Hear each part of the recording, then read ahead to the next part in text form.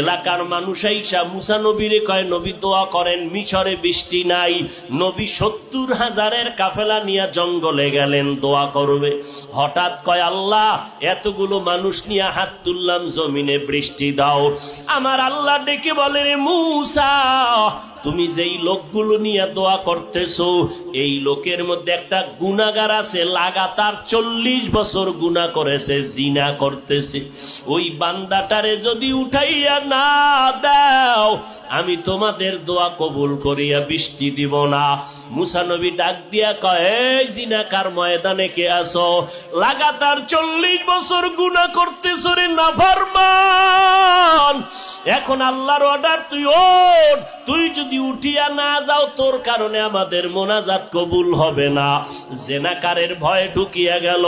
এখন যদি আমি উঠিয়া যাই তো মানুষ বলবে আমি জিনাকার, যদি চোখের পানি ছাড়িয়া কান্না করি মানুষ বলবে আমি অপরাধী।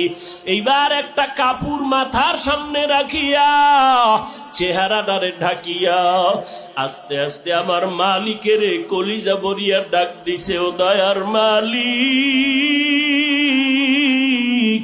40টা বছর আমি গুনাহ করতেছি, তুমি তো কখনো আমার গুনাহটারে মানুষের কাছে প্রকাশ করাও নাই।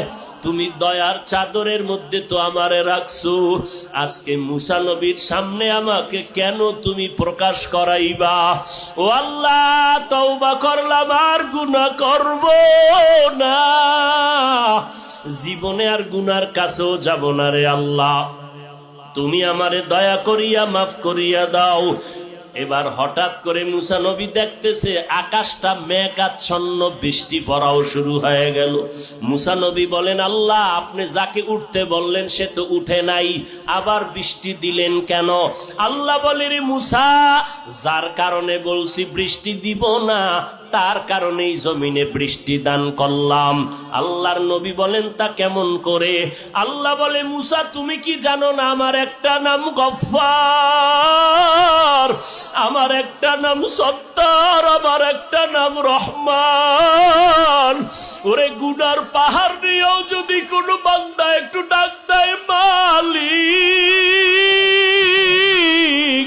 ও আল্লাহ তুমি আমারে মাফ করিয়া দাও।